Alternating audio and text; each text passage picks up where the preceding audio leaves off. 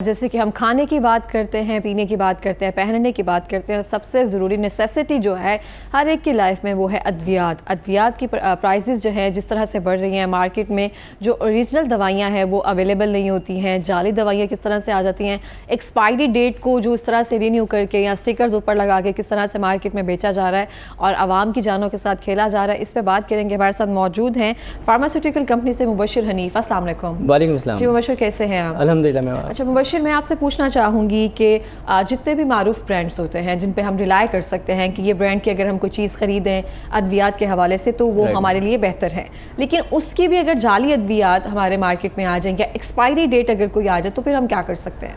Exactly madam, basically ये जो market के अंदर जितने भी ब्रांड्स अवेलेबल हैं, आपने जैसा कि बात की कि डुप्लीकेशन बहुत ज़्यादा हो गई है। ये सिर्फ और सिर्फ एक अनअवेयरनेस की वजह से होती है। हम लोग जो है पढ़े लिखे होने के बावजूद जो है हम इतना इंसिस्ट नहीं कर पाते हैं कि डॉक्टर से भी बात कर लें या फार्मेसी के अंदर जाके भी वहाँ पर डिस्कस करें कि ये प्रोडक्ट्स ऐसे है या ऐसे नहीं है। इसका जो मेजर कंसर्न है मेरे पॉइंट ऑफ व्यू से, जो हमने ऑब्ज़र्व किया है एज अ मेरा वैसी एक्सपीरियंस रहा है फार्मास्यूटिकल्स का, जो हम लोग कंसर्न रहे हैं मेडिकल स्टोर्स के हवाले से रहते हैं। देखें कि फार्मेसीज़ के अंदर जो है आजकल फार्मासिस्ट अवेलेबल नहीं है। बिल्कुल इस तरह से यार नहीं अवेलेबल है, फार्मासिस्ट अवेलेबल नहीं है। ये उनकी रिस्पॉन्सिबिलिटीज़ हैं कि फार्मासिस्ट का एक फार्मेसी के अंदर आपने जब एक फार्मासिस्ट अवेलेबल होगा तो दैन फिर ये चीज़ें प्रॉब्लम नहीं करेंगी। आजकल होता क्या है, आजकल सिर्फ और सिर्फ जस्ट ये होता है कि वहाँ पर कुछ मेडिकल स्टोर्स ओपन हो गए हैं, वहाँ पर उन्होंने फार्मासिस्ट के बजाय अपने पैसे बचाने के बजाय वो मेडिसिन जो है दूसरी साइड पे ले जाते हैं। ठीक है, वो जो लो क्वालिटी की मेडिसिन जो मार्केट्स में अवेलेबल होती हैं वो आ जाती हैं वहाँ पर, उनको वो काफ़ी अच्छे रेट्स पे मिलती हैं तो उसकी वो परचेजिंग सेल्स करते हैं। और पेशेंट जो अनअवेयर होते हैं उन्हें आइडिया नहीं होता कि ये सारी चीज़ें जो है इस तरीके से प्लान हो रही हैं। तो मेरा जो कंसर्न है वो ये है कि जो फार्मासिस्ट जो हैं वो मेडिकल स्टोर पे नहीं आ पा रहे हैं, जिसकी वजह से सारी केसेस होते हैं।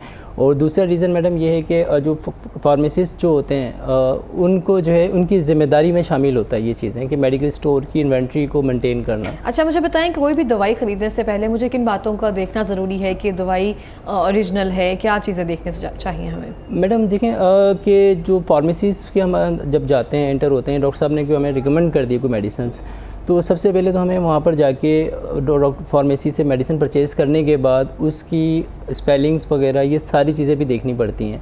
ठीक है, अगर हम वहाँ से परचेज़ कर लेते हैं मेडिसिन, परचेज़ करने के बाद जब हम बॉक्स देख रहे होते हैं, फॉर एग्जांपल एक लाहौर मेडिसिन डॉक्टर साहब ने प्रिस्क्राइब की है, तो लाहौर के अंदर LAHORE आता है, तो वहाँ पर क्या होता है, जो गैम्बलिंग हो रही है, जो प्रॉब्लम्स आ रही हैं, वहाँ पर जस्ट माइनर सा स्पेलिंग मिस्टेक करके वो फार्मेसी वाले जो है बहुत ही लोएस्ट रेट पे जो परचेज़ करते हैं वो पेशेंट्स को सेम प्राइस पे दे रहे होते हैं, सेम प्राइसेस में दे रहे होते हैं। और एक मेडिसिन होती है जिसपे आपका फार्मूला सेम होता है लेकिन कंपनी ब्रांडिंग डिफरेंट होती है, क्या वो दवाई हमें बाय कर लेनी चाहिए कि फार्मूला सेम आ रहा है, हमें कह रहे होते हैं कि ये सेम है फार्मूला लेकिन ब्रांड डिफरेंट है, तो वो बाय कर लेनी चाहिए? मैडम वो एक टोटली क्राइम है, मैं मेरी नज़र में जो है वो टोटली क्राइम है। देर से मैं आपसे बात करना चाहूँगा, कोई एक ब्रांड फॉर एग्ज़ाम्पल के 100% एफिकेसी रखता है और वही ब्रांड सेम क्वालिटी के अंदर नहीं मिल सकता। 30 रुपीज़ के अंदर कोई ब्रांड कैसे मिल सकता है? उनका परसेंट और मार्जिन जो रेशो है वो बहुत ज़्यादा होती है, जिसकी वजह से यहाँ पर प्रॉब्लम आती हैं। तो आई थिंक सो कि वहाँ पर ये चीज़ें नहीं होनी चाहिए। तो मुबशिर, मैं आपसे एक सवाल पूछना चाहूँगी, जब हम सैम्पल प्रोडक्ट्स की बात करते हैं जो भी फार्मास्यूटिकल कंपनी से रिलेटेड होते हैं, जो फार्मासिस्ट होते हैं, जो डॉक्टर्स के पास सैम्पल्स लेकर जाते हैं, कहा जाता है कि वो ओरिजिनल होते हैं जो सैम्पल्स होते हैं और वो ज़्यादा इफेक्टिव होते हैं एज़ कम्पेयर टू जो मार्केट में अद्वियात या मेडिकल स्टोर्स वगैरह पर अवेलेबल होती हैं। और क्या ये बात दुरुस्त है किसी हद तक?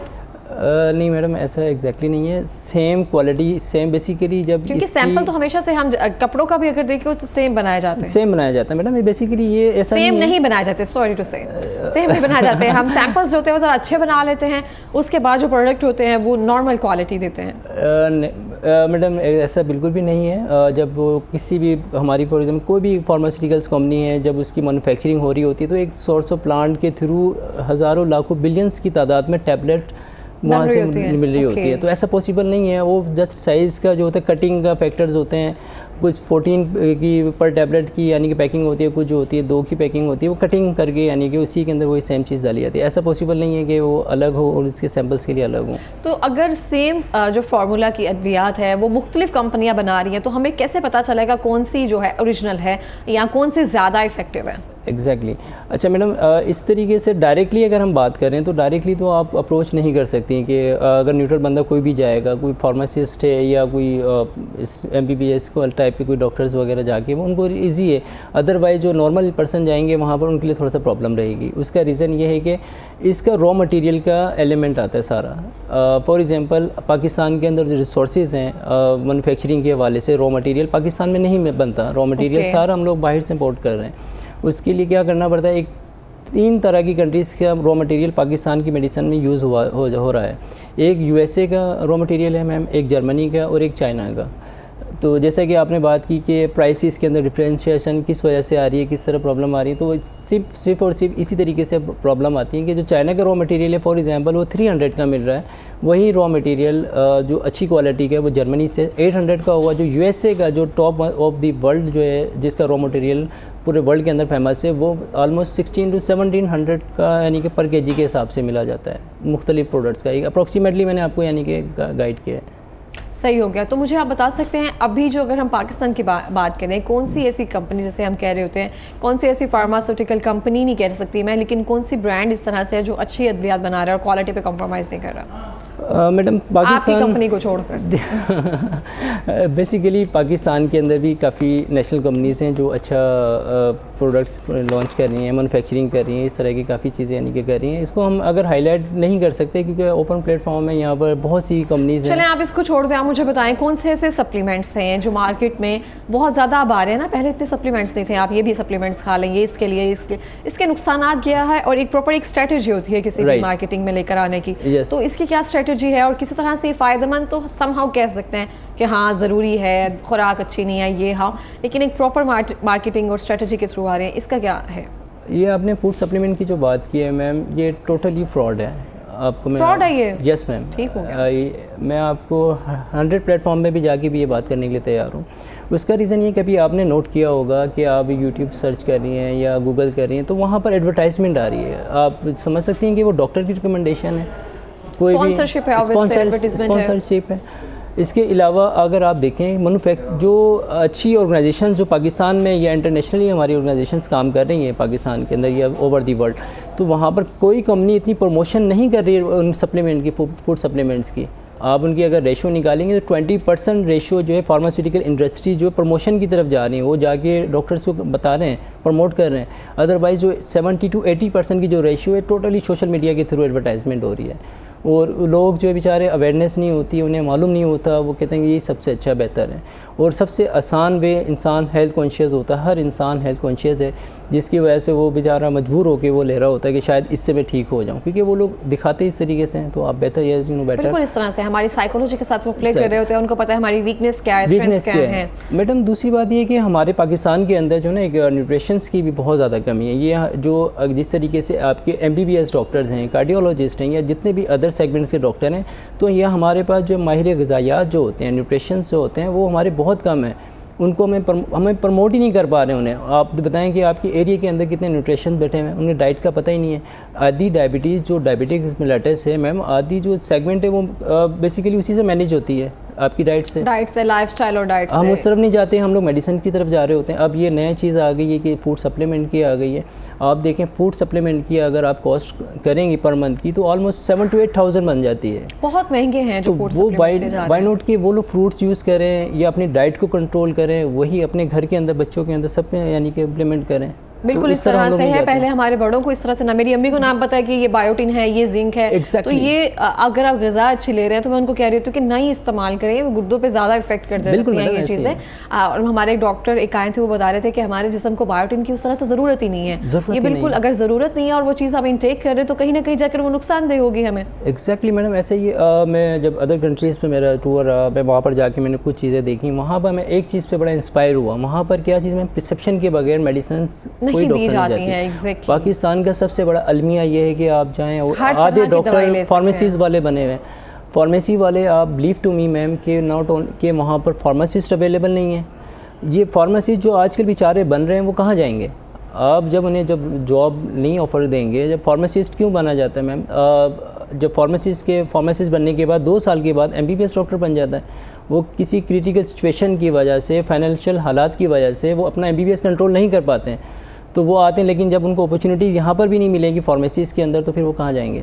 अच्छा, मैं आप लोग आपके प्लेटफॉर्म से एक डिस्कस करना चाहूँगा पेशेंट्स के लिए, मैं ना अवेयरनेस के हवाले से कि आप लोग कोशिश किया करें कि आप लोग जब भी मेडिसिन आप परचेज़ करें तो ये 3 चीज़ों का ख्याल रखें। एक, आपने फार्मेसिस्ट की अवेलेबिलिटी इंश्योर करनी है।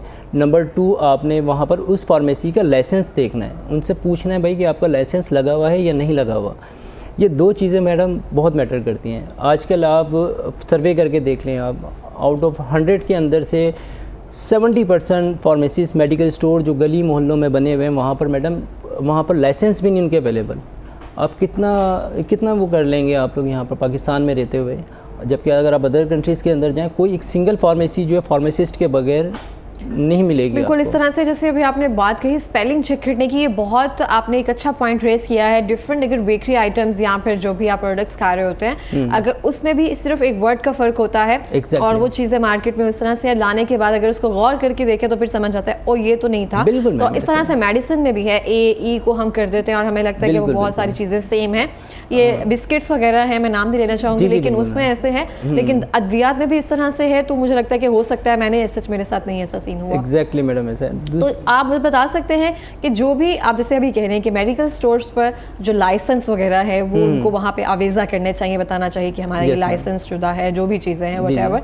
तो ये किसकी जिम्मेदारी बनती है? जो हमारी मेडिकल अथॉरिटी है उनकी जिम्मेदारी बनती है चेक एंड बैलेंस रखने की? मैडम डेफिनेटली उनकी जिम्मेदारी बनती है, लेकिन कुछ चीज़ें ऐसी हैं कि अब आपके प्लेटफॉर्म पर बैठ के मैं अगर ये बात करूँगा तो बहुत सी चीज़ें निकल के आएंगी। तो इनडायरेक्टली आप बेहतर समझती हैं कि ये जिनकी ज़िम्मेदारी है वो प्रॉपर काम नहीं कर पा रहे हैं। वो क्यों नहीं कर पा रहे हैं, बिहाइंड द रीज़न क्या स्टोरीज़ हैं, वो आप बेहतर जानती हैं कि पाकिस्तान में क्यों इस तरह के हालात फेस करने को मिलते हैं हमें। क्या हम आज़ाद मुल्क नहीं है मैम? क्या हम आज़ादी नहीं, हम आज़ाद किस तरीके से आज़ाद हैं कि यहाँ पर हम लोग जब सख्तियों के साथ बावजूद करप्शन, इतनी हर जगह करप्शन क्यों होती है? तो मुबशरा मुझे बताएंगे, हम बहुत सी चीज़ों पे एक कंपैरिजन करते हैं, हमारा एक माइंडसेट बन गया हुआ है क्योंकि हम मिडिल क्लास पीपल हैं, तो हमें लगता है कि अगर कोई चीज़ महंगी है तो मतलब कि वो अच्छी है, और ये बात दुरुस्त नहीं है कि अगर कोई चीज़ महंगी हो तो वो अच्छी भी हो सकती है। लेकिन अगर हम किसी अद्वियात की या किसी दवाई की बात करते हैं, हमें लगता है कि अगर ये चीज़ सस्ती है तो इतनी मयारी नहीं होगी, हालांकि वो इफेक्टिव होती है। तो वो क्यों सस्ती होती है अगर वो इफेक्टिव है? तो आप हैरान होंगी मैडम मेरी बात सुन के कि जो इफेक्टिव मेडिसिन है ना, जो नेशनल लेवल में मेडिसिन हैं वो इकनॉमिकल हैं वर्सेस जो लोकल मेडिसिन हैं वो एक्सपेंसिव हैं। अब मैं इस बात को चैलेंज कर सकता हूँ, प्रूफ दे सकता हूँ मैडम कि आप अगर फॉर एग्जांपल एक पैनाडोल की टैबलेट 2 रुपये की पर टैबलेट एक अच्छी मल्टी नेशनल कंपनी का ब्रांड है, यही अगर लोकल फ्रेंचाइजिंग के थ्रू ये मेडिसिन जब जाती है तो वो ऑलमोस्ट 4 रुपीज़ की मिलेगी। मैंने एक सेगमेंट एक जस्ट टैबलेट की बात की है आपसे, तो आप अंदाज़ा कर सकते हैं कि जो 100 वाली मेडिसिन है वो कितने में मिल रही है और दूसरी ब्रांड्स कितने में मिल रहे हैं। अच्छा, दूसरी बात है मैडम कि हम लोग जो है ना हेजिटेट होते हैं बहुत ज़्यादा कि हम लोग फार्मेसी पे जाने के बाद हम समझते हैं शायद हमारा रोल ख़त्म हो गया है। ऐसा नहीं होना चाहिए, लोगों को अवेयरनेस होनी चाहिए कि जब फार्मेसी के पर जाएँ और जाने के बाद डॉक्टर के पास एक दफ़ा आके चेक करवा लें मेडिसिन। आपने वहाँ पर अगर डॉक्टर को पे किए हैं तो आप कम से कम उनसे मालूम कर लें कि सर ये मेडिसिन है, आपका इंडिया में गाइड कर दें किस तरीके डोजेज क्या है। वो पेशेंट क्या करते हैं मैडम कि यहाँ से जब रिकमेंड करके ले जाते हैं मेडिकल स्टोर्स के ऊपर, उन्हें भी पता होता है कि इन्होंने वापसी डॉक्टर के पास जाना नहीं है, तो वहीं से फिर वो चले जाते हैं। बिल्कुल तो इस तरह से है, ये भी अच्छी बात है आपकी। मुझे तो बड़ा वहम रहता है, इवन मैं ग्लासेस बनवा भी लूँ तो फिर डॉक्टर के पास जाती हूँ कि सेम नंबर की ग्लासेस बन गई हैं, ये चेक करके बता दो। अगर अद्वियात ले रही हैं तो एक ये आदत होनी चाहिए, आपको पता होना चाहिए अब जिस ब्रांड की ले रहे हो तो।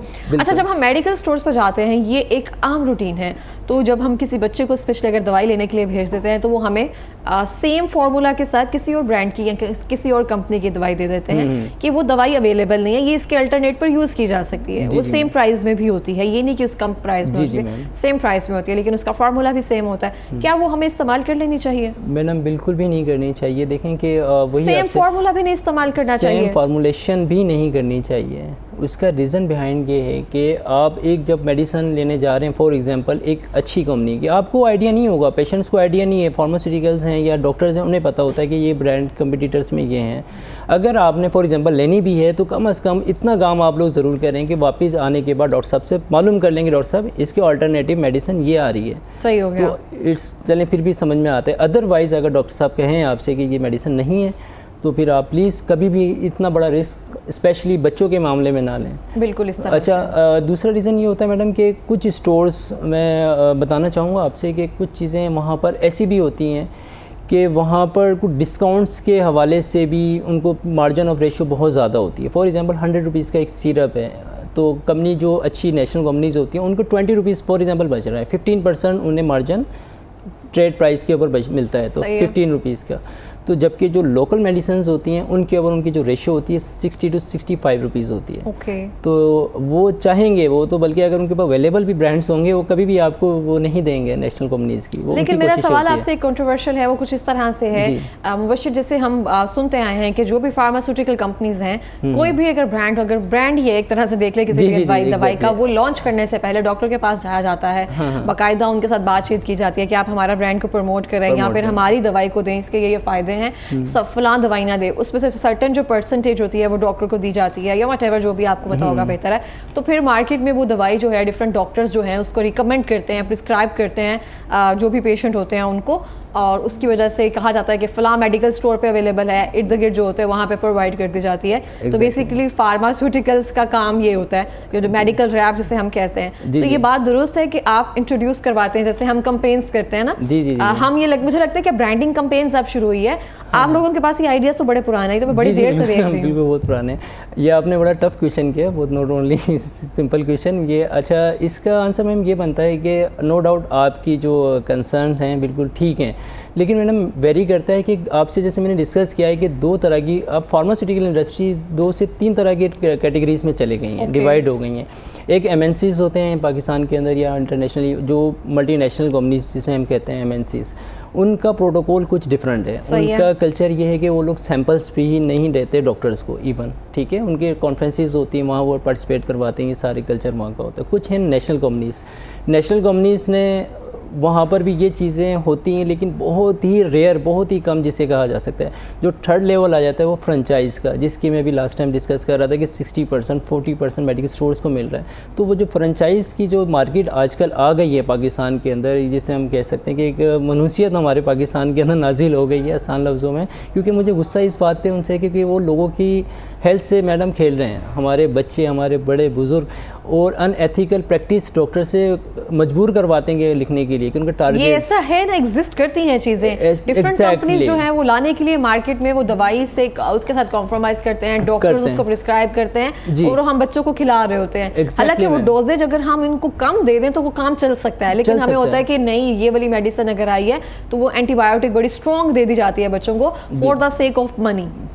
बिल्कुल एग्जैक्टली मैडम, बिल्कुल आप, मैं एग्री कर रहा हूँ आपकी बात से, बिल्कुल ठीक कह रही हैं आप। और यही जो अलमिया है ना हमारा पाकिस्तान का, मैं हैरान होता हूँ कि लोगों को दवाई, डॉक्टर, ऐसे लोग मैंने मैडम देखे हैं हॉस्पिटल्स के अंदर, क्लिनिक्स के अंदर, कि बेचारे नॉन अफोर्डिंग होते हैं। उनको लग रहा होता है कि यार ये लोग बेचारे, इन खाना भी पता नहीं दोपहर का नसीब होगा नहीं होगा, और डॉक्टर का प्रिस्क्रिप्शन जब देखेंगे 2000-1500 की, तो वो कैसे परचेज़ करेगा मैडम। वो ऐसे केसेस भी मैडम काफ़ी देखे हैं जिन्होंने बेचारों ने अपनी ज़मीनें बेच दी हैं, जिन्होंने अपनी गायें बेच दी हैं, जो मतलब उनके मजे वगैरह जो चीज़ें होती हैं उन्होंने वो सेल आउट करके जाके ऑपरेशन करवा रहे हैं, कुछ इस तरीके से हालात में जा रहे हैं। तो ये चीज़ें थोड़ी सी मैं चाहता हूँ कि यहाँ पर कंट्रोल होनी चाहिए पाकिस्तान। बिल्कुल इस तरह से। मुबशिरा, मुझे बताएं कि फार्मास्यूटिकल में जैसे आप देख रहे हैं हमारे बहुत से नौजवान जो हैं वो बेरोज़गार हैं, एक तरह से अनएम्प्लॉयमेंट बहुत ज़्यादा है हमारे मुल्क में।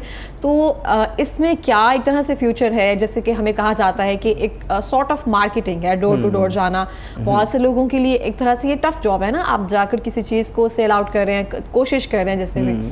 तो इसमें क्या फ्यूचर है जो नज़र आता है? Good question ma'am. बेसिकली देखें कि ये एक पैशन का नाम है, फार्मास्यूटिकल इंडस्ट्री देखा जाए तो एक पैशन है।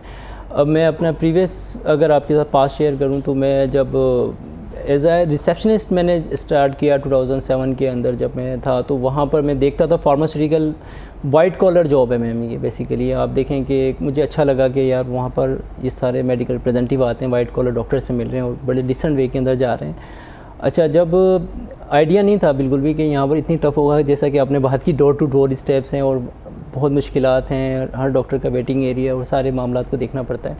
लेकिन एक जब पैशन था, इंटेग्रिटी थी कि मतलब ये मैंने करना है तो फिर करना है। जब मुझे इंस्पायरेशन जो थी ना मैडम, मेरे एक लाहौर के अंदर, मैं बेसिकली बिलोंग करता हूँ कराची से। जब कराची से इंस्पायरेशन मुझे फार्मास्यूटिकल्स की लाहौर तक लेकर आई, तो मेरे ब्रदर इन लॉ थे फार्मास्यूटिकल्स में, तो उस वक्त उन्होंने थाईलैंड का टूर किया था।